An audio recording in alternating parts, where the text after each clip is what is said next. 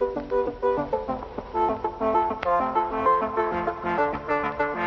I'm Ray Parker. I played Darth Maul in The Phantom Menace and Solo, A Star Wars Story, and G.I. Joe, Snake Eyes, and you're listening to Disney Universe Podcast. We would be honored if you would join us.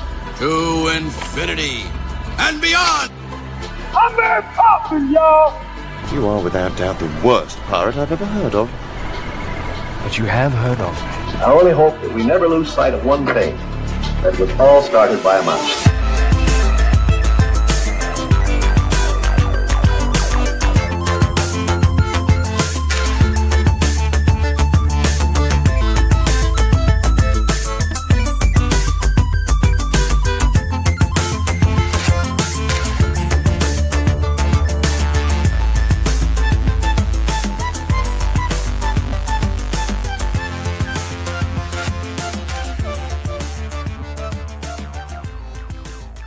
Hey, what is up, everybody? Welcome to episode 188 of the Disney Universe Podcast. This is your destination for everything pertaining to Disney adults, as we are Disney adults here. I'm one of your hosts, Joey, and of course, I'm joined by my awesome co-host, good friend, honey wizard, brewecatology specialist, Alex. What's up, man? How you doing? It's beer season, but Disney's always happening, so. Yes, the two of them go great together. So, Yellow Cups. Yeah, we got a fun show for you guys this evening. We are joined by who you know as King of the Bags, Tyler, a good friend of the show, a good friend personally, and him and his family just got back from a really cool trip to Europe, including Disneyland Paris. So we're going to hear from that, but. How you doing, man? How you doing? How's it going? Good, man. Yeah, it was just the mom and I. Family, wife and kids don't like flying just yet, so took a couple weeks, hit Europe. Yeah, of course, had to hit Disneyland Paris. So we had a good time. So definitely a fun experience. And looks like you had a good enough time to even share some of that on the Fresh Shops podcast. We'll talk a little bit about that shortly. Also, glad to have you here. We don't get to chat nearly as much as the old days, but still close. Northern California area. So north, halfway to Rogue Comic-Con. Yep. Coming up soon. So we'll get to some of that real soon. Also part of the show, I had a conversation with Emily Ricks. You guys know her as Bonnie from Toy Story 3 and some of the Toy Story shorts. We have a great conversation about just her career, upcoming VacaCon coming up, kind of thrown together with the help of our good buddy Matt Robinson, awesome tattoo artist. So we'll hear from that.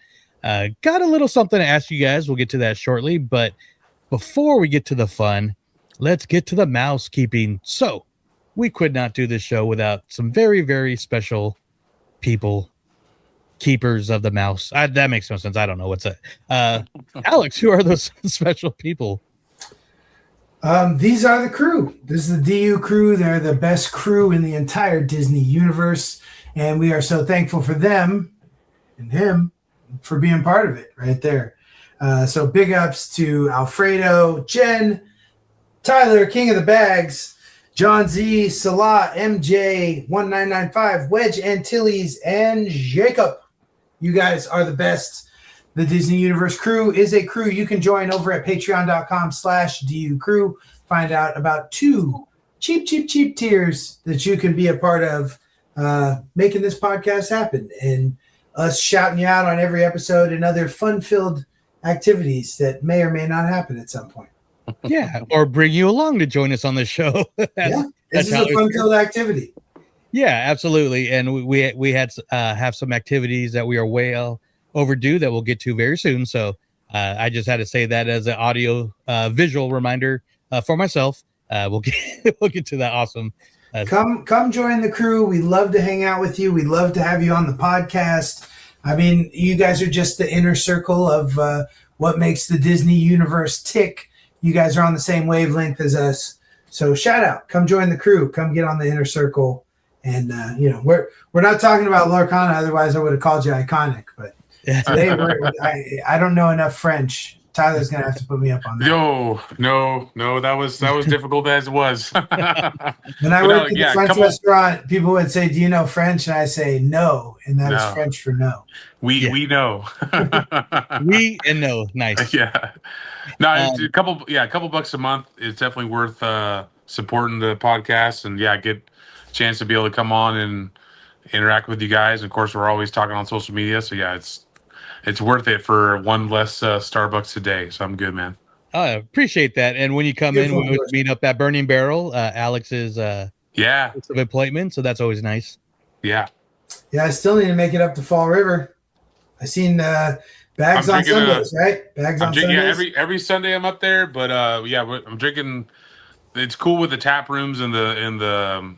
I mean, I don't know what you obviously do at Burning Barrel, but like with our tap room and the brewery, like you can mix and match.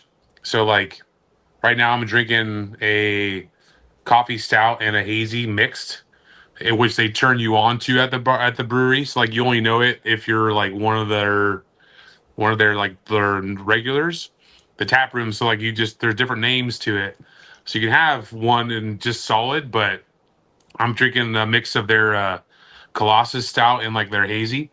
That's what you're drinking right now. That's what I'm drinking right now. So it's old. It was an old one. They also do a 12 days of beers release, and so right now it's their Colossus stout, which only comes out during the holidays. It never produced any other time. And then their Num Num.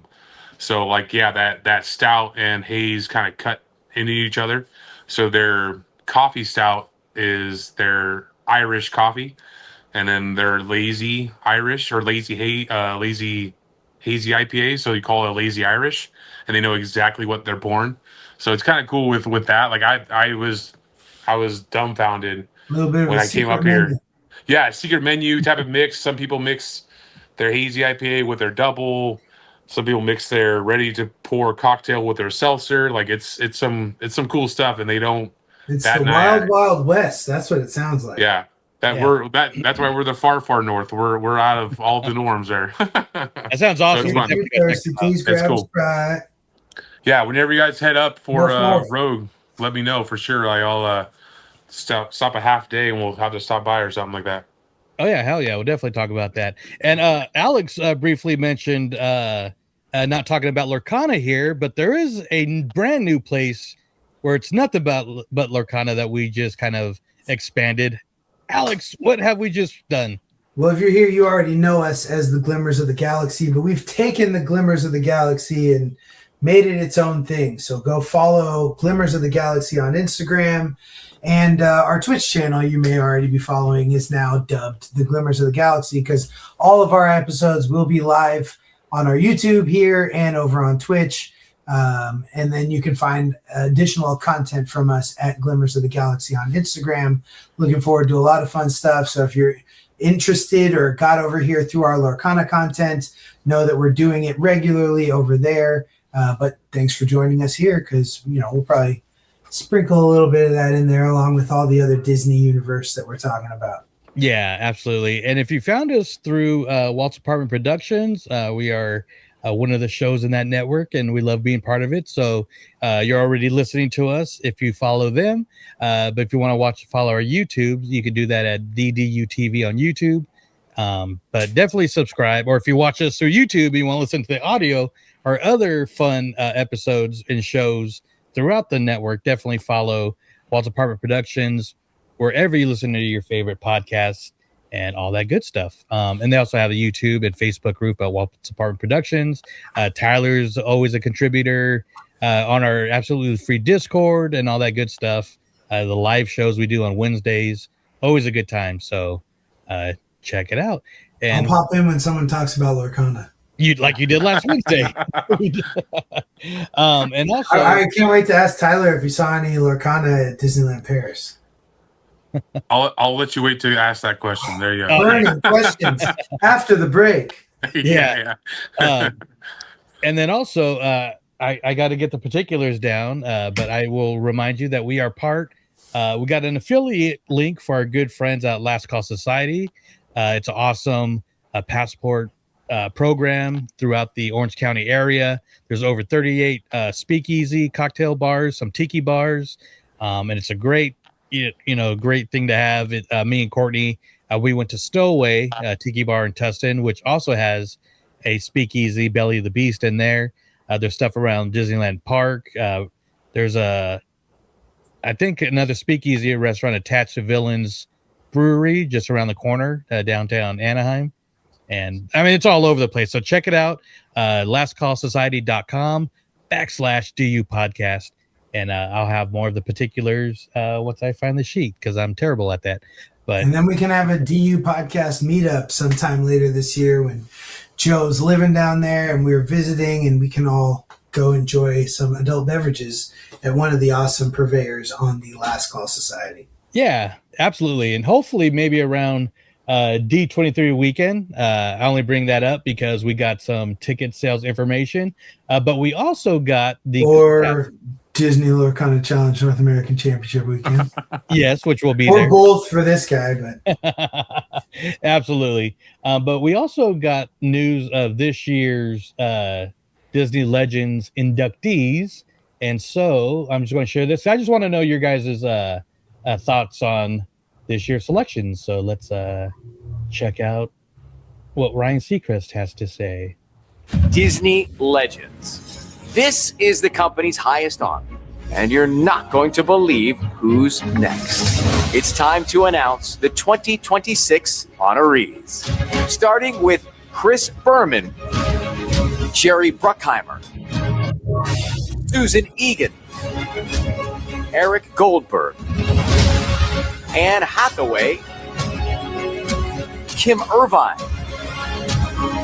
Dwayne Johnson, Jonas Brothers, Lin-Manuel Miranda, Alan Tudyk, and Bob Iger. And I am honored to return as your host for this year's ceremony. The countdown is on. I'll see you at the unforgettable Disney Legends Awards at D23, the ultimate Disney fan event. All right. So before I ask you guys, is it possible? Is there a post that has the list? And not just about to pull it up. Okay, cool. But I'm trying to rank in my head from like duh to what? Yeah, because there's a few. They're mostly duh though, for sure. I was about to say, like, go ahead. Yeah, I'll give you my 2 cents when I get out. But yeah, I think this is the second D23 in a row that somebody who we've nominated in our DU Hall of Fame has either the first 2 and now 3 Hall of Fames have had somebody become a Disney legend after we inducted them, which this year is Alan Tudyk. So congratulations to DU Hall of Famer and now Disney legend Alan Tudyk. But as I'm looking for the list, I know where it's at. It's just slow internet. Who's your favorite out of the announcement? Go ahead, Ty.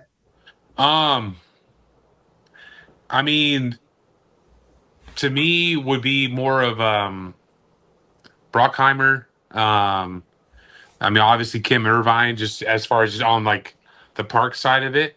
I think other than, I gotta look at the list, other than one, it was almost like a dud, just as far as just how much involvement they've had with Disney and stuff like that.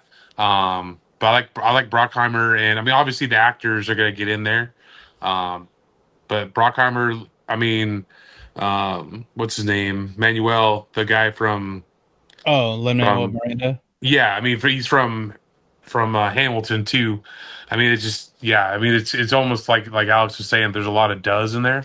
No, there's not. Oh, duh. Does. I mean, yes. there's no. Duh. Of course there are. Yeah, of course. Yeah. I mean, there's no questions. Like in the past years, I've never had any doubts. Like in the past years, I was like, okay, maybe it might be a little early, but with how much involvement they've had with the Disney company, yeah, they're almost all does for sure. How I feel now. I think similarly in recent years, the one that I would have done or questioned would have been like Miley Cyrus. And now this year with the Jonas Brothers, don't at me, Courtney. Okay. I think after seeing Miley go in and seeing the Jonas Brothers, it definitely feels fitting and stuff. It's just not a part of the Disney universe per se that I'm as particularly tapped into. That being said, everything else, I'm not going to name them all because I want Joe to be able to drop a couple, but Chris Berman hits really close to home for me. Yeah. I think that one's going to be really cool. And let's see, one other one. Sorry, I'm still looking for the list. I've seen the photo breakout, but I couldn't remember where I saw it from. No, Chris Berman, and then Bob Iger. I mean, he is definitely going to go up there with Eisner and just the people who were CEO of the company when the company was really expanding and changing and acquiring things. And, when you look back on the things that happened in his tenure, a lot happened both for Disney parks and Disney as a whole. And, not to mention going through the 2020 and Chapek and things like that coming back. Yeah. But they're all the legends, the ones you mentioned, even the Jonas Brothers, they all seem like duh to some degree. Well, especially with the 70th with the Jonas Brothers. I mean, other than their own Disney, Don't remind me. I can't get it out of my head.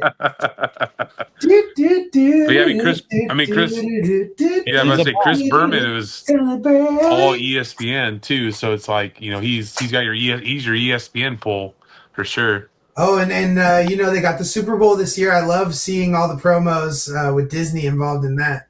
Yeah. That's pretty cool. Yeah, sorry I'm taking so long, but like for me, like the big one is like Tyler said. I'm going to say Jerry Bruckheimer, because just growing up and not just like the Disney films, but all the films that he's been a part of. Top Gun and I believe like The Rock and Con Air, that was all part of Touchstone or something. Yeah, I thought you were going to say a different one. Then my second one is actually Eric Goldberg. I'm a big an animated fan, and this is one of those ultimate does. It's long overdue, but I'm glad. Shout out to his cameo in the Full House episode. Oh yeah, he was the animator with Joey, right? I think so. Yeah. Yeah. So, and one that I am a big fan of, but it's caused a little bit of controversy, and there's even been a petition, but we're big fans of Alan Tudyk. I mean, he's the one Alex selected him as a DU Hall of Famer, and totally reasonable. It's almost criminal that he's in before Jim Cummings. Yeah. In the Legend. Oh, people are making petitions about that? Yeah, I saw. That's a little much, but I mean. Yeah, it kind of salts the whole thing, because then let it happen, Yeah, but I'm not taking away because, I mean. Well, that's the thing. It shouldn't take away from Alan Tudyk, but honestly, I think it takes away from Jim Cummings. Just let it happen, Yeah. And if it's not for a reason, I don't know. That's a weird space to do a petition. Oh, no, absolutely. Well, sorry, it's not anything anyone has to grant, and if they do after that, it just kind of like cheapens the award. Yeah, pretty much. So, but Alan, he deserves it. He's done so many great characters, and not just the in Disney films, but like Star Wars as a K2 SO, right? And I know you've mentioned it before, but Jim Cummings' podcast, didn't he have an episode with Alan Tudyk? Oh yeah, it was it was an awesome episode. So I know you listened to it, and I've been meaning to check it out. What is the name of the podcast? Tuned In, a TOON 'D with Jim Cummings. Nice. I definitely got to plug into that one, especially for those two DU Hall of Famers. Yeah, and right, they're both DU Hall of Fame, right? Oh yeah. Yeah. You'll love the episode though with Keith David, because he was on that episode. Or one of you. So this is going to be kind of cheaping though, but here's just, they have little video posts of the other ones. So once again, Chris Berman, Jerry Bruckheimer, Susan Egan, voice of The Meg. Rock feels early. I put The Rock with the Jonas Brothers at the bottom of the list, honestly. Oh yeah. It's forced too. Maybe not forced. I don't know. He's done a bunch of Disney stuff. Like, then you're just like, okay, is this award just like who's been the best company person, you know? Right.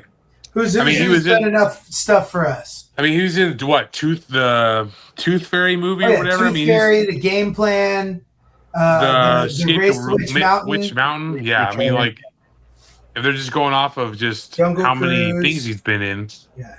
Then Now he's Moana live action, Moana 2. Yeah. I mean, he's definitely got the resume for it, but yeah. And they have like a production company that they're doing that monster truck, whatever that was announced last D23 that nobody they really better have more to say about it in August. Yeah. But we also got Anne Hathaway, whose career began. They should have just done monster truck cars. Like, have the monster trucks talk. Don't have the drivers talk.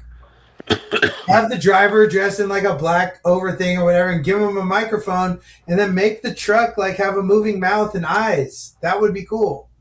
Cars, monster trucks, Disney, D23, make it happen. Synergy.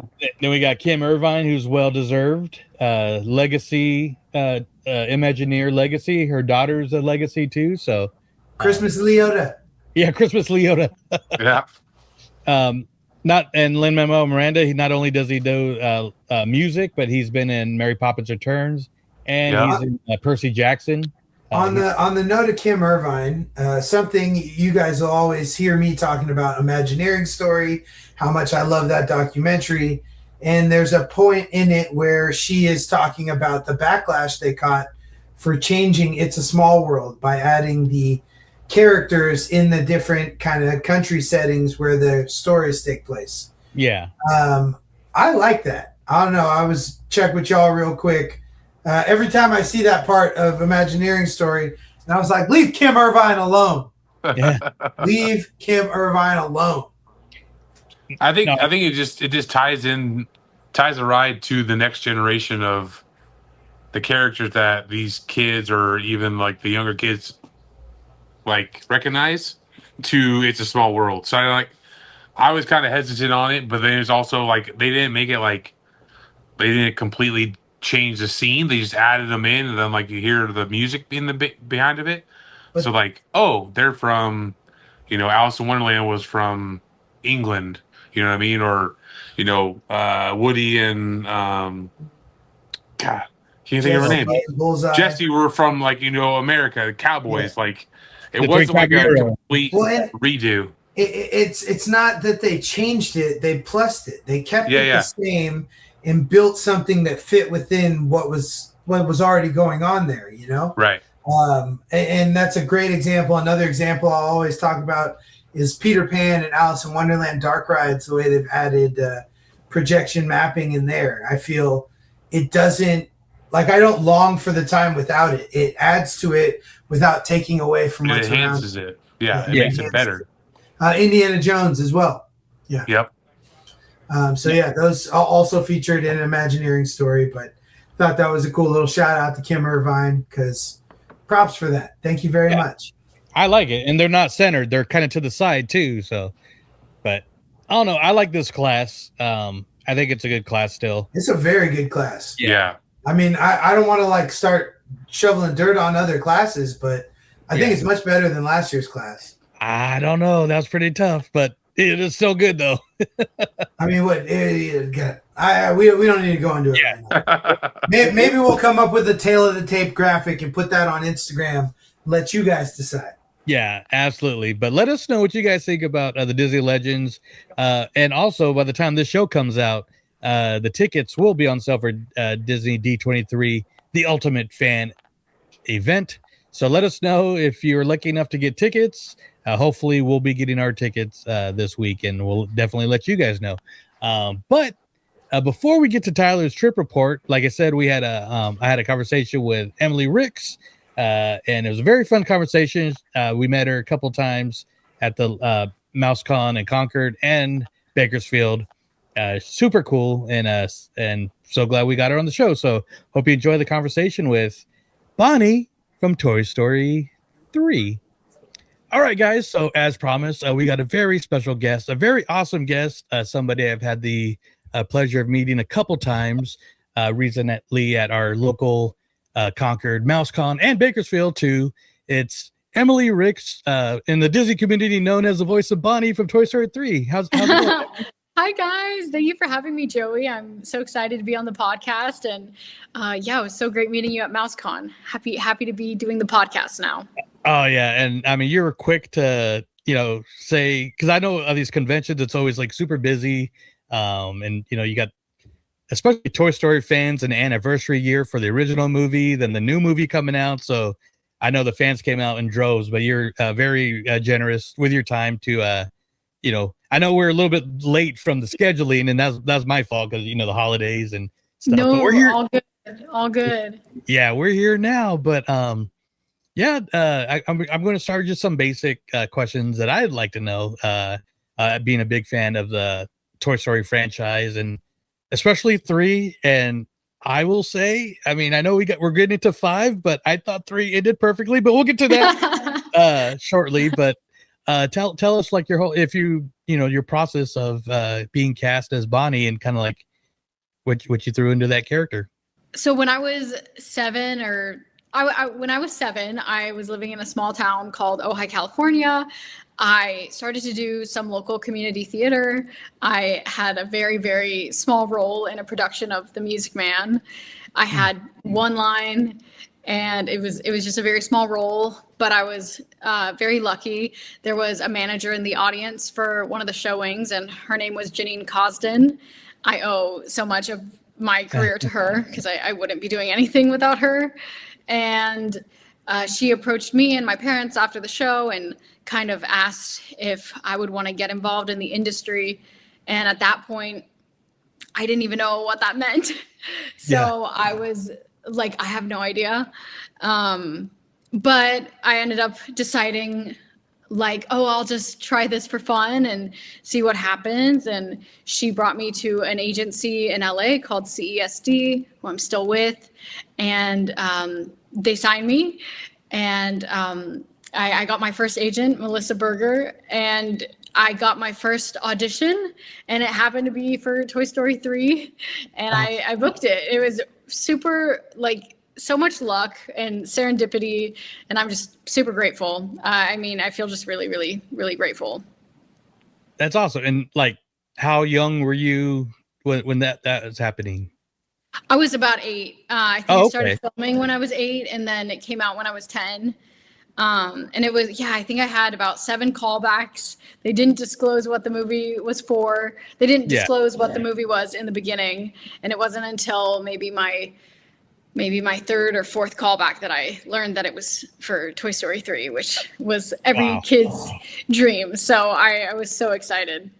Oh, I bet. And I'm just kind of like laughing because like when you said she was asking you like, oh, do you want to get into the industry? And you're like, when I was 8 or 9, I would have no idea what that was. So it's like, they'd be like, do you want to be in TV or movies? Yeah. But when you use these big industrial words, it could throw you off. But oh man, talk about swinging for the fences, because I can imagine hearing, oh yeah, there's a bunch of kids at a daycare or, something. You're like, oh, I'm just gonna be a little kid running around, and you wind up being kind of like the heart of the movie in a way, in a movie that, and I'm serious too, because I mean, Toy Story movies have always had great heart, and especially this one which was like the transition of, Andy from a kid to a young adult.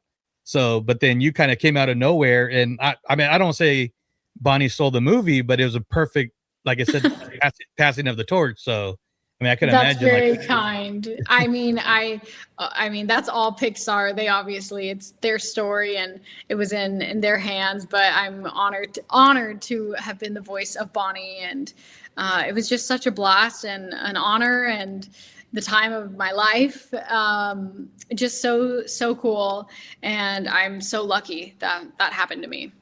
Yeah, that's awesome. And I'm just checking were you just Bonnie in the movie or also in the shorts or? I was Bonnie in the short films and the video game. Oh, okay. So I think we did like 5 short films. I'm pretty sure 4 or 5. Yeah. And like I said, like earlier, you know, I like Toy Story 4. I'm excited for Toy Story 5, but like the way it ended, Toy Story 3, I thought was perfect.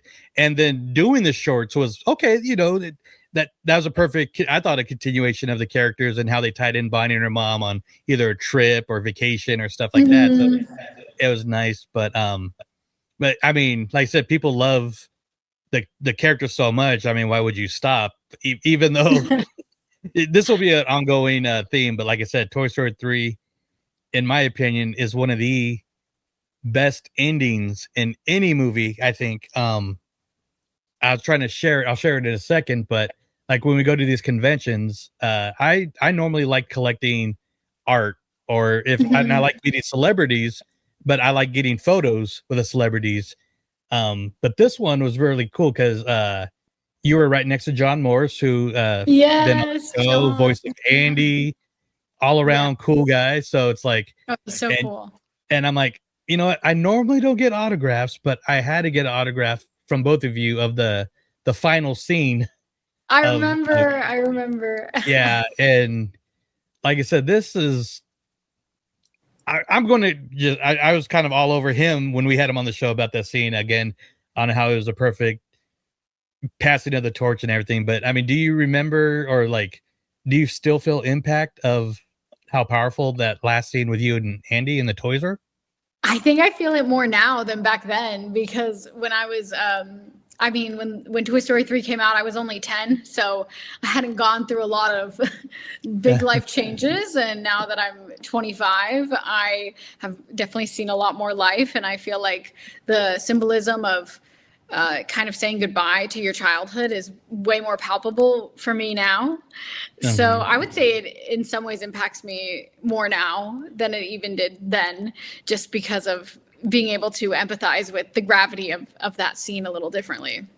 Yeah, and I'm sure I'm not the only one that comes up to both you guys and talking about that final scene and everything. So I mean, it obviously touched a lot of people, because like I said, I've not just me, but I've heard from people like, oh, you know, one of the best scenes in Pixar, one of the best scenes in any animated, or one of the best scenes in any film. So I mean, I watched it a few months ago and it made me cry. I feel like now that I've even had some distance from it coming out, you know, I'm able to separate myself from my performance and just enjoy the scene and the story and what it means. And it's really so cool that it means that much to so many people. Yeah. And I found it here. Sorry. I'm doing multitasking. So I have it out on my, have to get it framed still, but here's the, for our audio or YouTube viewers, the photo. Oh, I love it. Yeah. So that yes, was you've great. got it. You've got a friend in us. That's what we always put on our shared little pictures.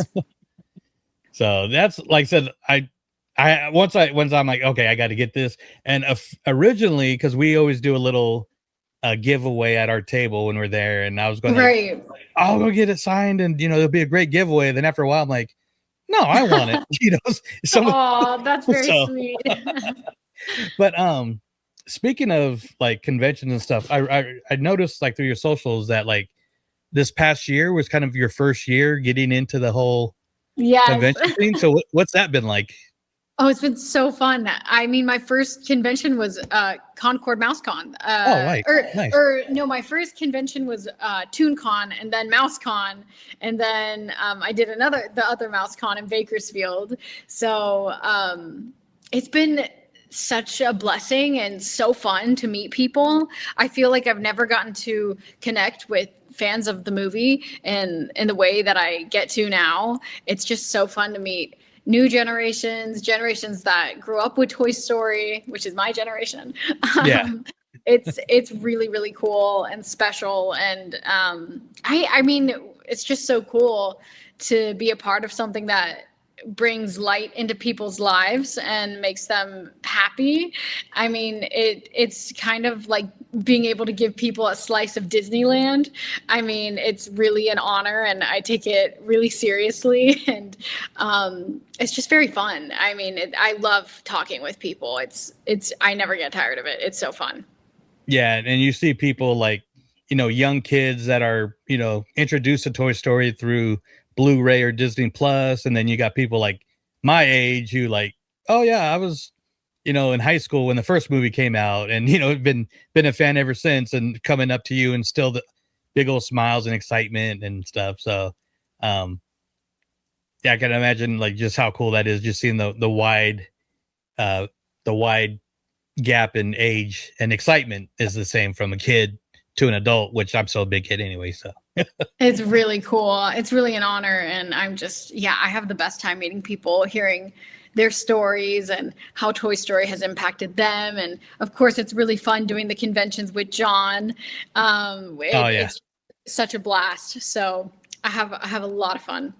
And watching you guys like on Instagram, and I know like you, John and Mary, Gibbs, voice of Boo, you guys, like right after he got you guys into the Pixar studios, and watching his videos of all you guys running around and around the campus, I'm like, I want to get into the studio. That looked awesome.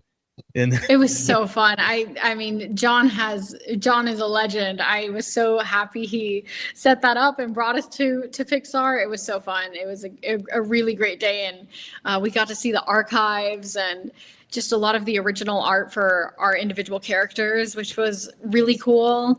And it was just, I mean, it's just a really beautiful campus and has a lot of magic inside of it. And you can kind of feel how that translates to all of the Pixar movies. So it's just as magical as the movies are.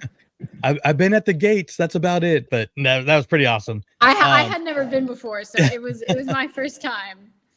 Yeah, and kind of like piggybacking on that, I've, like I said, been following both you guys on Instagram and being fans. I've kind of liked seeing him almost taking that big brother role when you guys had different conventions, and yes, I'm his personal social media manager.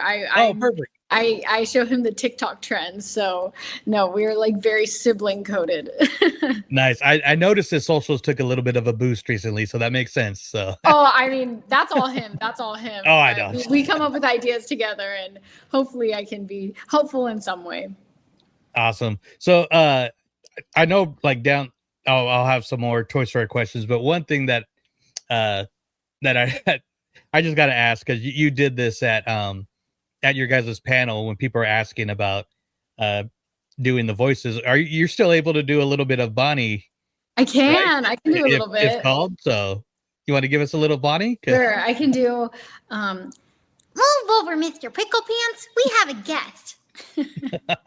Just have to throw in the lisp. Oh yeah, the little lisp of the little nasally. So yes. Should have had you for 5, right? I mean, they cast a wonderful young lady, and I mean, I think we've all been the same age when we played Bonnie, Madeline too. So I mean, I totally understand. I think something that Pixar does really well is casting people who are the real age of the characters. So I mean, I completely understand. I mean, I'm way past puberty, so I completely understand. Oh no, I was just messing. I know they are really good at that, because I know when they did Incredibles 2, obviously Dash had to be recast, because same thing. The original Dash, right? Was I think about your age or a little bit younger around that time they did the sequel. So, and then the Incredibles 2 Dash sounded exactly like him. So it's like they have good ears, they have good sights over there. So yes, no, they're wonderful. That's cool. So, and like I said, we got you on the shorts too, and the shorts are awesome. But moving along from animation, you're also, a full blown actress. So, I mean, thank you. I've been super fortunate. I was just filming a pilot for a TV series in New York called Adversary. I'm so excited for that to come out.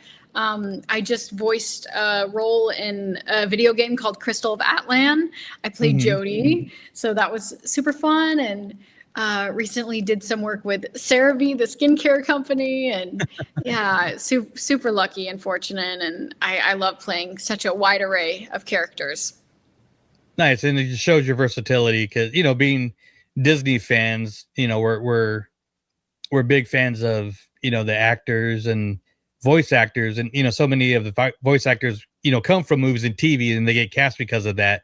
But there's so many classic characters, they start off as voice actors. Like we got like Jim Cummings and a bunch of the like Star Wars cast, like Vanessa Marshall and Steve Bloom. But it's cool. I'm a big Rebels fan, so I'm kind of a little side tangent, but it's also cool seeing like oh crap, what's his name? Well, Tia Sakar, who does the voice of Sabine. She's also on that new show on Amazon with Nicole Kidman. Oh, okay. I'll have to check it out. Yeah, it's like the medical examiner, oh man, I can't remember Ezra's name, but it's cool seeing them on like live TV too. It's like, that's me or that's Ezra. So now it's like, oh, that's Emily. There's Bonnie. Oh, thank you. Bonnie all grown up. It's really fun. I love acting. I mean, it's a bit of a crazy industry, but when you get to be on set and work on really fun projects, it's really, really cool. And I never stop pinching myself. I mean, I just feel really, really grateful. Nice. And like I said, you're just a super busy bee. You're also a singer. And I mean, you got, so, I mean, I thought I was busy, but you got acting, you got voiceover, you got singing. Sometimes I'm busy. Sometimes I'm binge watching TV shows. But yeah, I've been working on a lot of music. I'm gearing up to release my debut EP called Dear Dad. And that'll be coming out in the next few months. I'm so excited about that. And it'll also be coming out with a short film documentary. So really, really excited about that. Oh, nice. And we'll be able to like go through your website or like Spotify or Apple Music or yes, all the songs will be streaming, and then not exactly sure where the film will come out, but it'll definitely be available somewhere. All right. Well, one thing I love to do is just we got a little voice, a little soapbox, so you let us know when it's coming out, and we'll what I call we like to boost the signal here. And Thank you. That means a lot. That means a lot. I mean, I'm a small indie artist, so truly like that, it really, really helps. Oh no, yeah. So really excited. Can't wait to hear what you got going on. That's awesome. Thank you. So, but I did mention conventions, and the reason we timed this the way it is another local Bay Area. It's inland Bay Area, but not too far from Concord. VacaCon is coming up. Yes. And one of our good friends, Matt Robinson, the tattoo artist, he helps them out, and so I know he does a lot of their socials. And so, is it you and John are going to be part of their booth, or they're going to be? Yes, we're going to be part of the Anchor Tattoo booth. Nice. We're going to be doing a signing there and meeting people, and I'm so excited. I love going up there, and it'll be really cool. Yeah, this is a cool convention that sadly I won't be able to go to. But not only are you guys going to be there, but if you're a fan of 90s movies, which I was, high school and out of high school in the 90s, I mean, you got DJ Qual's going to be there as well. Tia Carrera, she's going to be there. It's going to be so fun. I forget his name, but McLovin. So McLovin's going to be there. Heck yeah.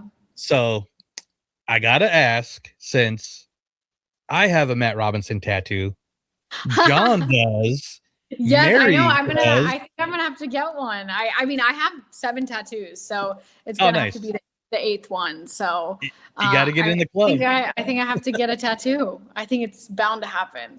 Nice. And I mean, it goes with the John, Mary, and now Emily club of Matt Robinson tattoos. So. Yes, it'll be a blast. I'm excited, and I'm down to get a tattoo. Awesome. Everybody at Anchor is so cool there. I've only got one from there, but I'm been been itching for more. So, Well, you'll have to. Well, I know you won't be at this one, but you'll have to stop by at another time. oh yeah, absolutely. Or Matt's usually a staple at MouseCon too. He just wasn't there last Okay. year. The next MouseCon. Yeah, absolutely. Because I was planning to do a reel, and I'm like, all right, everybody that got tattooed by Matt, get together, and because there's regular people that regular goers that always show up that also have.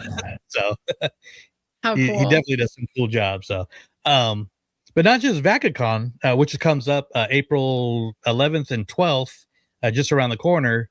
It seems like you and John and Merrick are kind of like all over. So, what are some of your upcoming conventions you guys got going on? I'm heading to Scotland on Sunday. Me and John are going to be doing. We're going to do the Aberdeen Collectibles Expo in Aberdeen, Scotland. So we have that. I guess next weekend, the April 4th, and then VacaCon the next weekend, and then the next weekend we're doing a signing at Hodgepodge-tastic in Houston, which will be really fun. Hopefully, we're able to get through the airport. It's been a crazy time for airports. Yeah. So hopefully that gets better. But it'll be really fun to go to Houston, and then we're doing a con in Ireland in June, which will be so fun, in Galway. Oh wow, traveling all over, and I'm I want to ask one more time, or not one more time, but ask just because it just came up. But D23 tickets got announced. So any plans of you guys showing up for D23 in August? Oh, that would be so cool. I mean, no plans right now, but we'd love to be there. That'd be so great. All right. Well, if you do show up, let me know. We haven't got tickets obviously yet, but I'm talking speaking into existence because I always wind up with tickets. So hopefully it looks so cool. I've never been, so that's another dream. Yeah, they do it well, and like last year they did a whole thing like. It started the Sunday before and is in like the packing district in Anaheim. They did an Angels game. They did D23 day at Disneyland, then the expo. So cool. Yeah, a lot of fun. So very, very cool. I hopefully one day for sure. Yeah, and Pixar always has a big showing. So hopefully yes. They bring in some of the alumni. So that would be very fun. That's awesome. But man, like I said, I can just pick your brain about. I will save some of the questions for next time because, like I tell people, anytime you want to come on, you always have an open door. And thank you. I'm glad that we finally got this going on. Me had too. fun chatting with you at both MouseCons. Likewise. So likewise, that was so fun. Before I let you go, you want to let our listeners and followers know where they can not find you. That sounds weird. Follow your socials and keep up to what you're up to. Of course, you can keep up with me at all social platforms under I'm Emily Ricks, and then I'm also on all the streaming platforms under Emily Ricks. So you can listen to my music or keep up with me for updates or come say hi. Just stop by. Awesome, definitely. Don't be shy to say hi. You guys will have a new friend at the convention. Yes, of course, always. Well, thank you, Emily. Sorry I won't be able to see you guys at VacaCon, but I hope to see you real soon. Yes, we'll see you soon. Thank you so much, Joey. Have a great day. You too. All righty, guys. I hope you enjoyed that conversation with Emily Ricks. Super awesome. Man, that was a big one there, Alex. Man, she could talk, but the beer lasts. It was all good. That's awesome. So now, like I said, we got Tyler here. He just had an awesome trip. All over Europe, including Irish crickets in the background. Nice.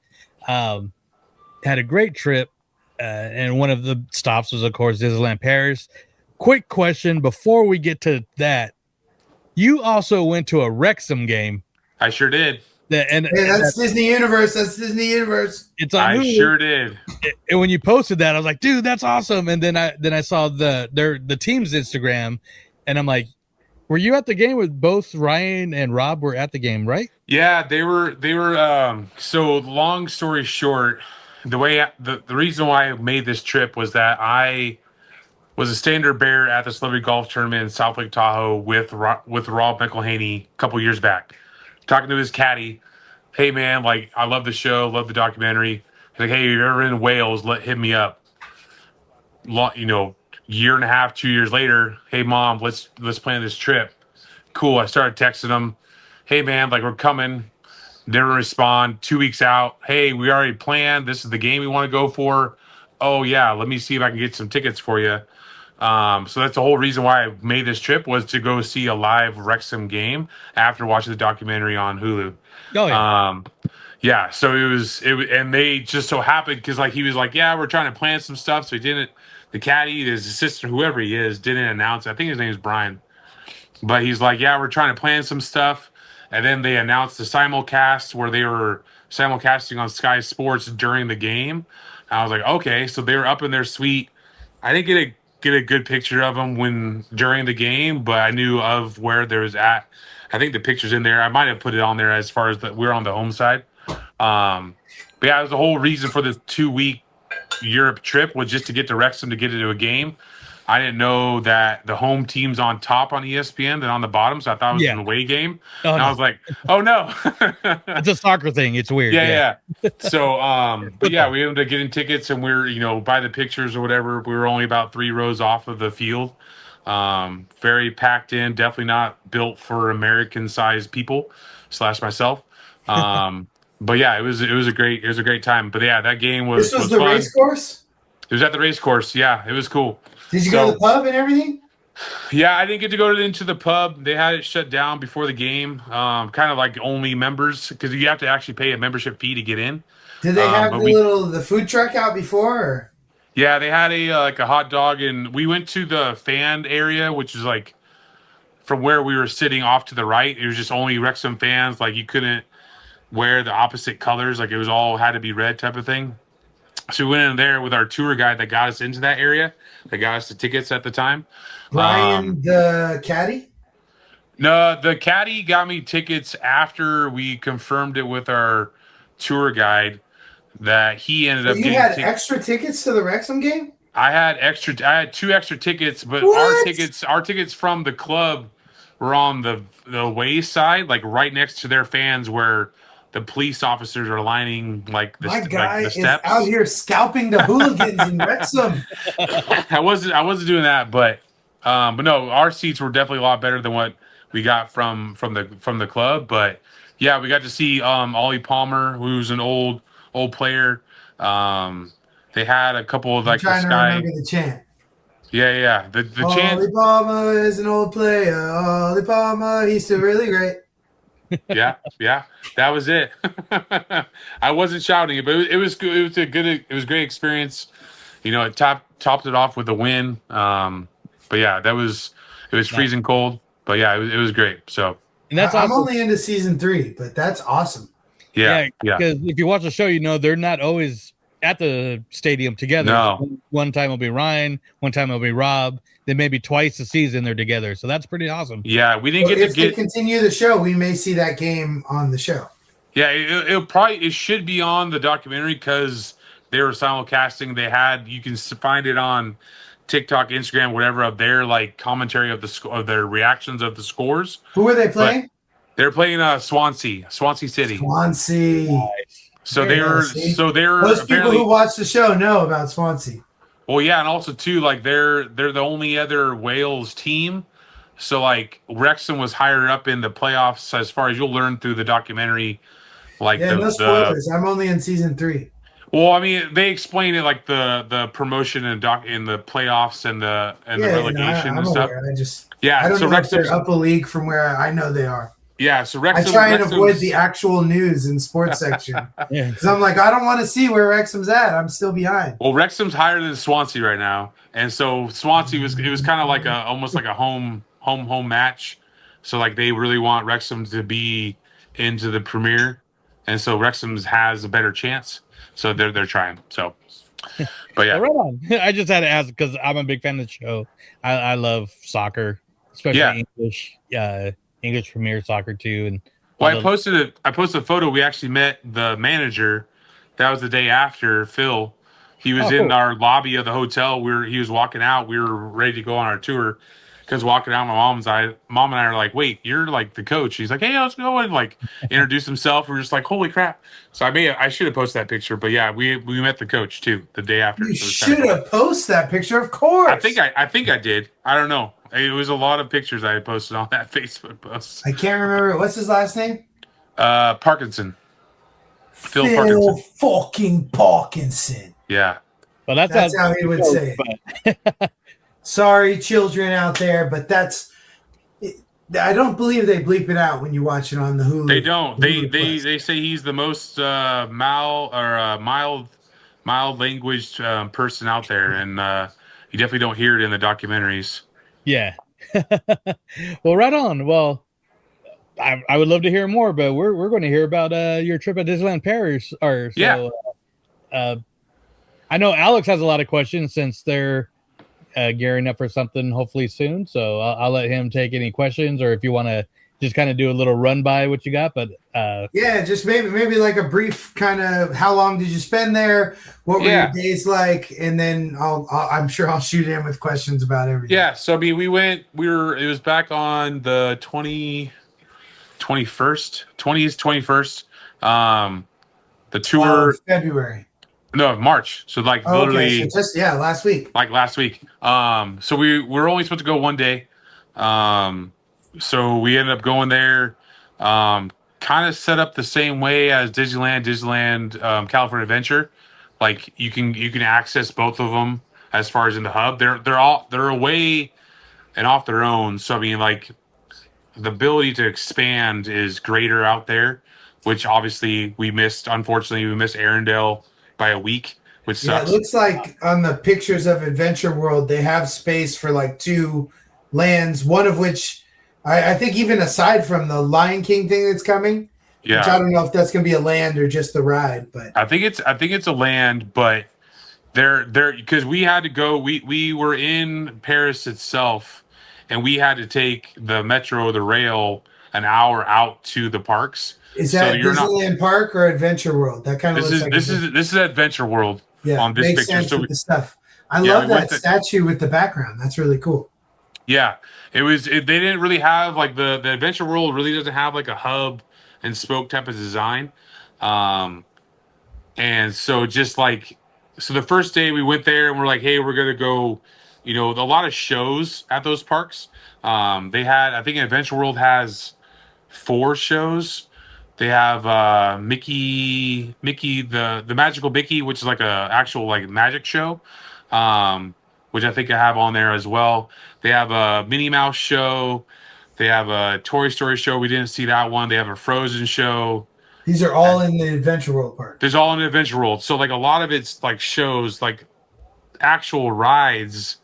Maybe now with Arendelle, maybe 10, 12 rides. Like Would you say it reminds you of Hollywood Studios California Adventure, either or lesser version of?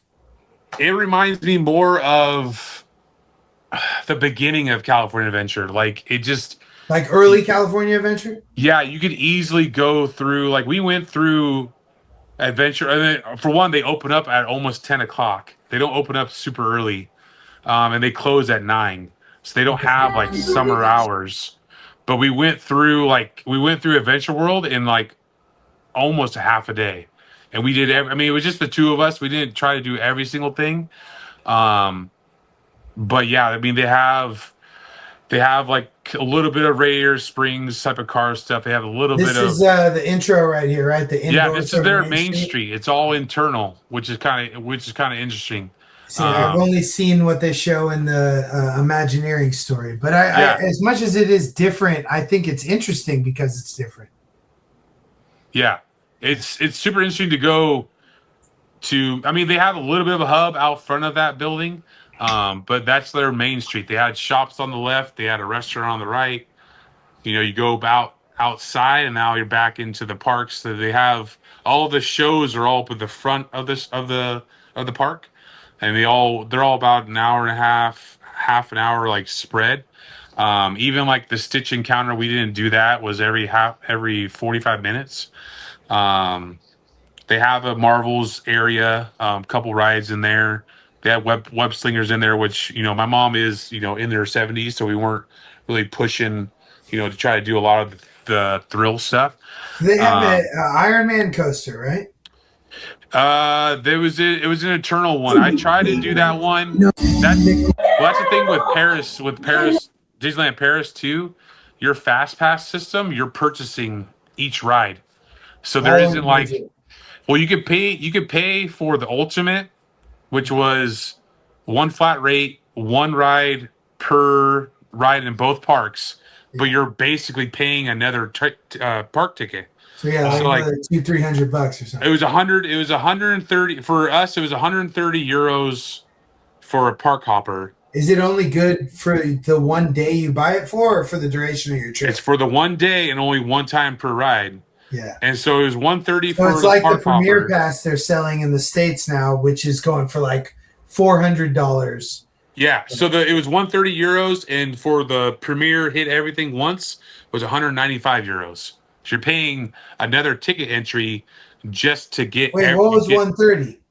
The park hopper, the one day park hopper was 130 euros. So how much was it for individual rides? And were all the rides available as individual fast passes? Almost every ride was individual. If it was set up like we did Big Thunder, which like I put on the best Big Thunder, so they say. It is. I feel that's the best Big Thunder out of the 3 parks I've gone to. I don't remember Disney World as much. It's been a long time, but that Big Thunder was like, I put my hat on backwards, and they said to still take it off, and I could see why.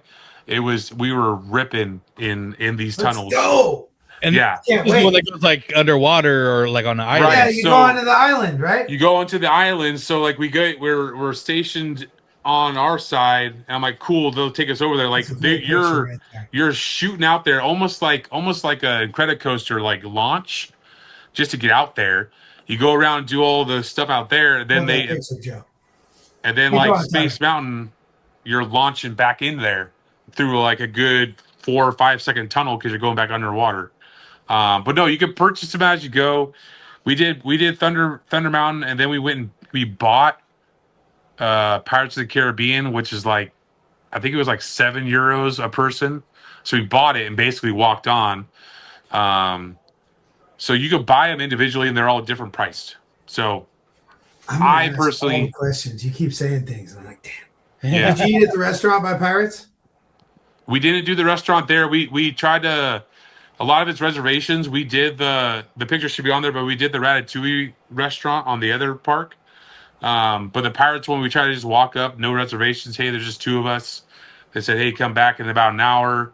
We looked at the menu. It really wasn't super like, oh my God, we got to go here. So we end up going to basically the Red Rose Tavern, like the Pinocchio, the Geppetto one. Well, that's Beauty and the Beast, right? But it, like I think it was. That's the Ratatouille. That's the Ratatouille restaurant. So basically, they tell you as you're going in, hey, you're gonna get shrunk down to the size of Remy. And I no see joke. the leaves and the plates. That's cool. Just like the ride. Yeah, there's other pictures. Like, unfortunately, yeah, the ride was down, which my son's a huge Remy Have fan. you done Florida though? I haven't done Florida yet. No, I haven't been over there. I was over there 20 years ago. So I mean, that was way before. Yeah, no, I feel you. It was like 30 years between my trips. But no, before we get too far, first off, if you're not watching us on YouTube, you're missing out clearly, because we're checking out all these awesome visuals from Tyler's trip. But also, Joe, will you go back to that picture of the castle, please? Oh, yeah. Yeah. I wanted to hold for this one because it's such a beautiful picture of the castle. And I saw something that I thought we should check out real quick. Yeah, apparently my family was saying the same thing. Like, my pictures are really good, but I just literally just took my phone out and snapped a picture and closed it. That was it. Also, do you like seafood? Yes.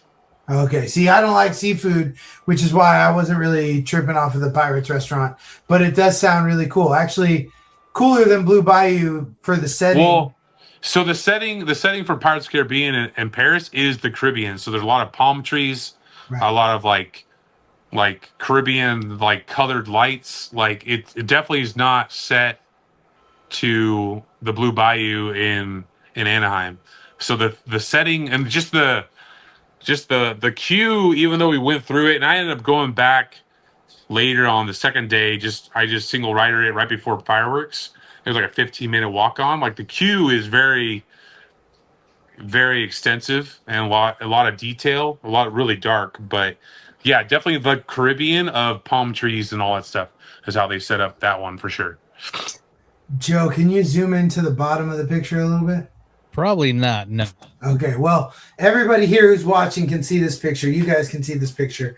It's a beautiful picture of the, I believe, Sleeping Beauty Castle in Paris with the amazing Ivan Earl square trees around it. I love this castle. But this picture is great because I see 4 people in the foreground here, and I want to ask you guys, I'm going to go to each one and ask you if they're French or not, okay? So we're going to start with the guy in the blue sweater. He's got a backpack over his shoulder. Is he French or not? I'm going to say he was probably from like the Netherlands. I don't think he was French. Okay, let's just say European then, because that makes it a lot more discerning. Yeah, they're all European. Well, they could be American. That's what I was going for. He looks like he would go, hoo-hoo. Like Oaken? I don't know. I think he is French. That is the correct answer. Yes, or European, we're going to say. The next one, my buddy here with the puff jacket over the sweatshirt. Definitely French. I would say yes. He kind of looks like a French footballer. I'm going to say yes, he is also French. We're going to the guy, backpack, backwards hat right here. What do you think? I don't want to give away, but what do you think of this guy? I'm going to say French because I'm going to get hate, but he looks very grumpy. True. I agree with that. I'm going to say this guy is not French. He's actually a Giants fan, and he's grumpy because they haven't won a game. Unless they did tonight, maybe. But that guy's just pissed because baseball season started, and we wasted all our wins in the preseason, apparently. There you go. Finally, the Devil Wears Prada in the park. Yeah. It's jumping out. It almost looks like she's photoshopped in. What do you think about the lady in the white blazer? 100% French. I will agree. And I'm going to say you're both right. She is absolutely 110% French. She is the main character in this picture. I feel sorry for the castle that it has to share the picture with this woman in this white blazer that jumps out so much. Thank you guys for observing my fun little side quest there. French and everyone else who was listening, please make sure you check us out at the DUTV for the video version of this podcast so you too can play these fun games.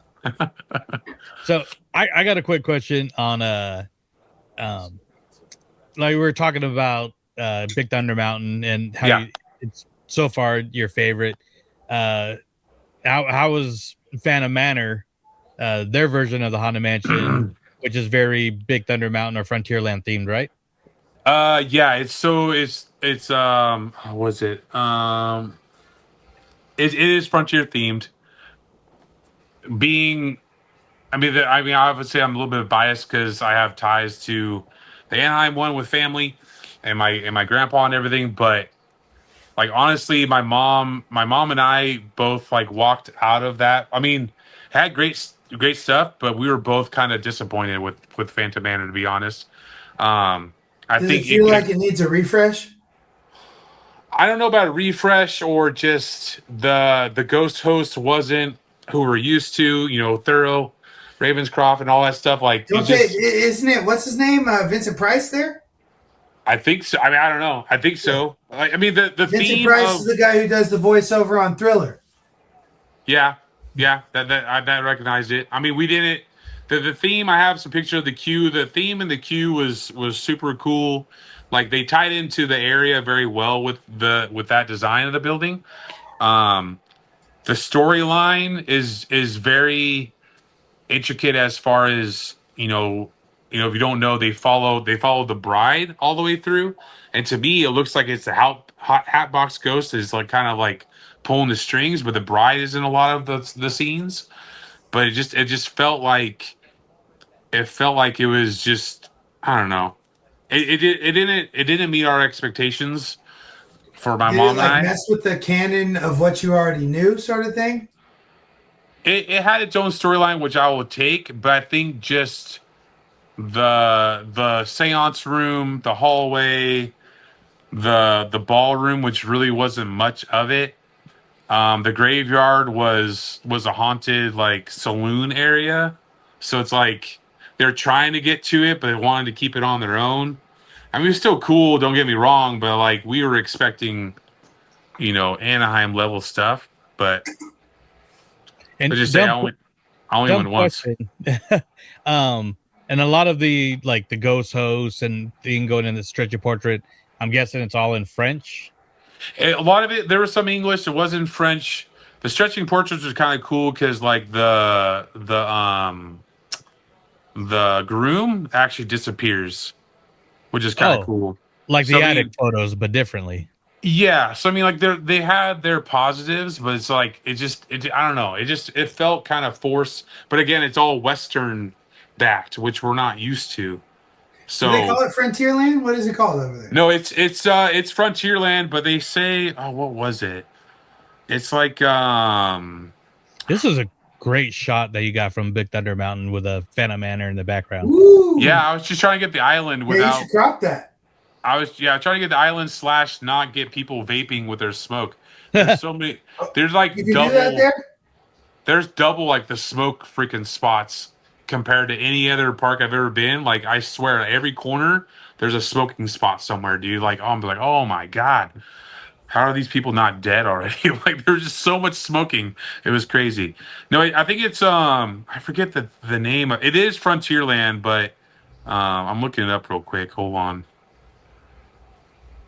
Is it fun? It's a Small World too. There's some good color. It's a Small World. It's a Small World is cool. Everything was like covered because I think they have a lot more weather type of stuff over there. Well, yeah, I've always wanted to go walk around the castle in the snow when you see it in the wintertime. This is very 90s of Disneyland when It's a Small World in Anaheim had this kind of color scheme. Yeah. I mean, it was good. I think I got a recording of the clock tower going off type of thing. I should have gone on Storybook. If since you're going, Alex, take notes. Go on Storybook Canal Boats. Apparently, that's like one of those hidden gems of a ride because it's not like the one in Anaheim. You actually sit down like almost like It's a Small World boat to go around it. So Storybook Canal Boats apparently is much better. Go ahead. Sorry. Am I there? Yeah, you're there. You Was were I gone there for a the little whole bit. time? You were gone for a little bit. Okay, cool. Continue. Sorry, I was looking at photos. No, you're good. But yeah, Storybook Canal Boats was good. I mean, the carousel was down. There was other refreshes going on. Like they only had two. They only had two of the railroad stations open. It was only Main Street and Frontier, so we had we wanted to go a full circle tour, but we couldn't stop it anywhere Did you else. just say Storybook Land was down? Storybook Canal Boats was good. No, They recently updated that, I think. Yeah, they just recently updated. They added some scenes to it. Definitely their Disneyland Paris' sense of urgency of getting people through, like Paris in general, it just like if you're trying to we had to wait 45 minutes for a train. Like it was nuts on the railroad. And I was like, they're like, oh yeah, it's a 20-minute wait. I'm like, nah, like no, there's no way. It's Disneyland runs at least 2 trains. So like they had 1 train, and like to try to load and unload and Is pack there an people app on. that's helping you with stuff over there? Yeah, they have a Disneyland Paris app that's on its own. So I mean, we tied our tickets to it and everything, did our purchases on it and everything too. So we followed that as far as just the wait times and everything like that. So, but yeah, I didn't get to go on the lighting lanes through that and everything. Yeah, I purchased it through there. Just went through Apple Pay, purchased it. I'm like, literally, it's like, hey, you want to go on it right now? Pay €7. Cool. Click, go. Like there is no, hey, come back at this time. See, but that's kind of funny because like in Disneyland, if I see that it's available now, then I know it's probably available all the time. It's only when I see that it's like a 2-hour wait to get one, do I realize that there's some sort of scarcity and would I actually want to pay for it, Yeah. But for most of these rides you paid for, there was probably more than an hour wait. Yeah, we didn't. I mean, yeah, the longest wait, like we waited 50 minutes on Thunder. And then everything else, like it was like, hey, do you want to do this? Hey, it's an hour and a half wait. Where is Cool. this? It looks kind of like Roger Rabbit. This is the Ratatouille. This is the lobby of the Ratatouille restaurant. Nice. Oh, okay. Yeah, so like we just walked in, like we just thought, and then it was a full course, 3-course meal. So we had Prefix. So you just pay one price for everything. yeah, it was 50. It was 45 euros, which is as far as trying to eat outside of that restaurant, we would have if we did an entree, an appetizer, and a dessert, we would have spent the same price. And then we got that sounds like a pretty good price for a sit down table service. That's a beautiful presentation right there. Yeah, and they were super. I mean, they were quick on it. I mean, unfortunately, one family took for like we got seated after them, and they got their food as we were leaving. So that kind of sucked for them. But I mean, it was cool, just ambiance, in general. Like again, that ride was down, which my son was super sad about because he's a big, Remy fan. So, but yeah, there's the menus of all the food and breakdown. But yeah, I mean, just definitely Paris is more of a laid back, kind of chill type of thing, and it's like there's no rush, but their shows are big draws. Like there might be some clips in there of the Lion King show, which is basically just like it was a half an hour just run through of the storyline. What's that? Go up right above that picture of you and your mom on the left. The yellow and pink. Yeah, that was the Cars road trip. Okay. So kind of like the backlot tour. Lane? It was in the Adventureland or Adventure World. A lot of the videos I see, and they say that really sucks. It was like formerly part of the backlot tour. Yeah. And they have like a Catastrophe Canyon, which is kind of a cool throwback to Disney World at MGM Studios. Yeah. And then you go by Mater and one other car with the Eiffel Tower made out of wrenches. So I mean, it was cool, but I was like, yeah, it's literally it was like a 5-minute ride. Is there space near it, like potential for there to like maybe put a Radiator Springs Racers or some other? Oh yeah, I mean like this is out in the middle, like the park is out in the middle of like farmland. Right. Like literally, like the rail we took to get out there was the end of the line. So and they're out in the. I mean, they have like if you look at the map, they have about 6 different like hotel lodge areas in the greater area of there. So they have space. In addition to the Disney hotels, or are you just talking about the Disney hotel? No, so the Disneyland Hotel was the only one. Like, I think there's a picture of it. That's the one in the park. That's the one that is the entrance to the park. Like, but they have multiple others. I know the Marvel Art of Hotel New York Art of Marvel sounds super cool, and I think there's another different one that they're hosting the. European Lorcana Championships at shout out that's going down in November. We were thinking of planning our Paris trip around that until my wife realized I would be at it from 9 to 5 every day. Yeah, there's a handful of Disney themed kind of like the moderate level or economy like type of hotels like Disney World, but they're still kind of themed. But the Disneyland Hotel was the only one that was on it. Which one? This Disneyland Hotel was the only one that was like at the park. Everything else you had a tram or like walk over to, which is at least I'd say a half a mile or a mile walk, if not longer.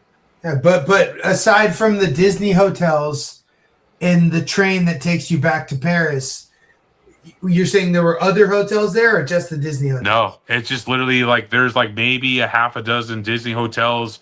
So maybe some Airbnbs. Like we didn't expand and like go and like look into the other areas. Like you have one little stop on the rail that's about 5 minutes away from Disneyland Paris's stop, which is like the kind of the outer ring of this huge like lot. So I mean, I guess it's hard to say. Like I guess it would be like kind of like a good neighbor hotel, but either you can walk 20 minutes. Or you just hop on the rail and take 5 minutes to get right to security. So they could potentially own a lot of that land around there. Right. But it just it's out. It feels it's out in the middle. Like there's not a lot of residential like Anaheim is around it.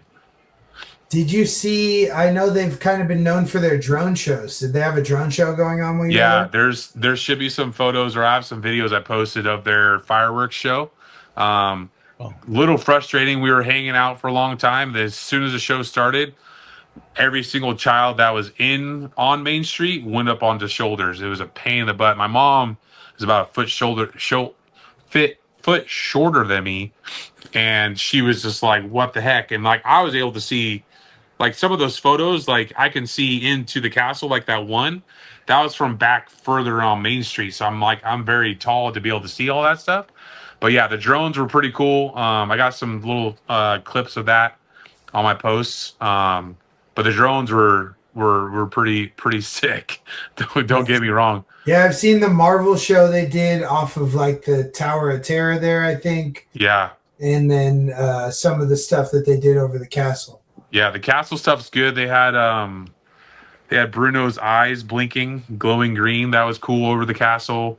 They had Circle of Life, like different Lion King type of stuff. So they know what they're doing with those drones, and they're doing it. I just watched the grand opening of Arendelle last night, and they have drones in that show too, so that they use them full force. You might have lost hear them. you. There we go, a little bit. But yeah, for them opening up Arendelle, I'm glad they did, because yeah, that definitely made the park a lot longer of a park with that lands. But there might be I don't know if I did a picture of it or not. Yeah, a lot of cool stuff. But yeah, so much. Yeah, I try to get. There we go. Oh, yeah, and their mouth goes too. It's like, holy crap! You're like, that's badass. The claw is a green alien from Toy Story for those listening. Yeah, and if you watch, the petals actually fall off. I think I do it long enough. There you go. And there's a pedal dropping. And it matches the projections on Main Street and the castle. That's pretty sweet. So also too, like since you're going, Alex, or whenever you're going, you can reserve and buy seating to be right in front of the castle, and they open it up a day before. I tried to buy it the day of, and it was already booked out. It was only like 25 euros. So if I would have known that the night before, my mom and I would have bought those and had seating right in front of the castle. Thank you for that plug, because we'll definitely do that. Yeah, keep an eye on that, because that stuff. With glasses of champagne in hand. Yeah, I got a couple. I got a couple of the little flutes. My wife was definitely a requirement to be able to come home with two of those. You're like, I have to drink champagne at Disneyland? Okay, babe. Yeah. We were drinking them, and she was like, "Can you take a picture of the castle?" I'm like, "I already drank it." Like, what do you want me to do? Yes, I got to get another one. Yeah. So, but it looked like an awesome trip, and I was joking around. There's a picture of you guys actually in front of the Notre Dame. I'm like, "Hey, you guys are in Quasimodo land. That's awesome." They did talk about that during the tour, that the author did it to help raise funds for he made the book, and like he I don't know when it was, but he was releasing chapters as a subscription.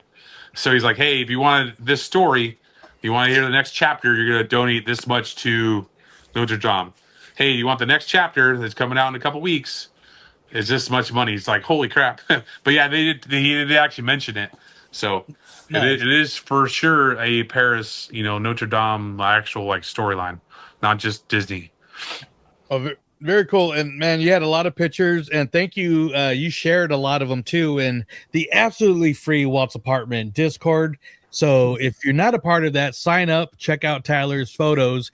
I'm sure Alex is going to be picking your brain for the next couple months. Yeah, no, I mean, I could probably go on and ask you questions here all night. Yeah, this is cool, and anything I think of, I will definitely bring to you. And if any of you guys have questions about Disneyland Paris, plug them into the comments here on Instagram for this episode, or here on YouTube if you're watching.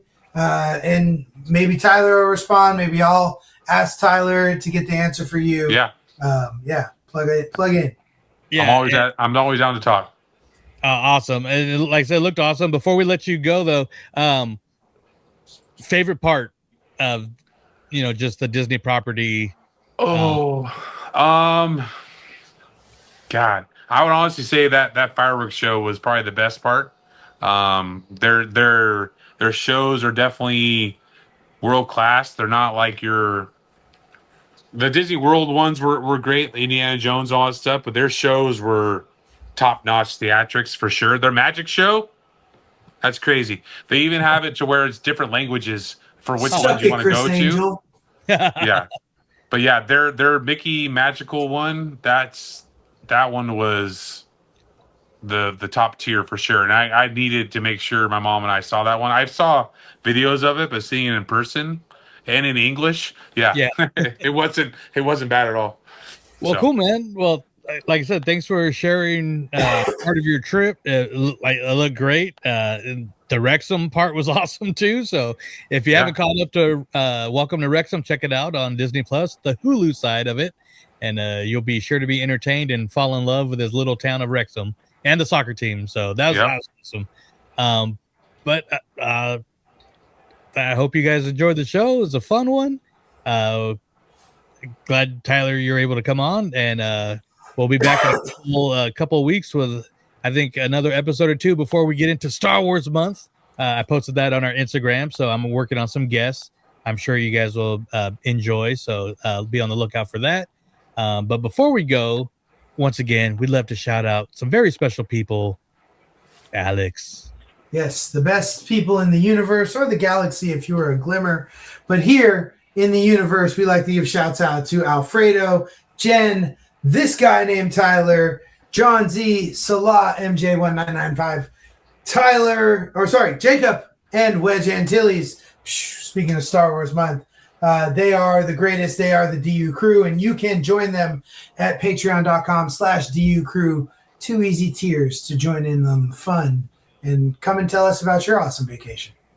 Yeah, absolutely. So we will see you guys a couple of weeks. We are probably the rest of the year away from hitting 200 already. So that's kind of crazy. 200 is going to happen. Probably right around when 10 years happens. Yeah, probably. So be on the lookout for that. But we will see you guys next time. And we love you, 3000.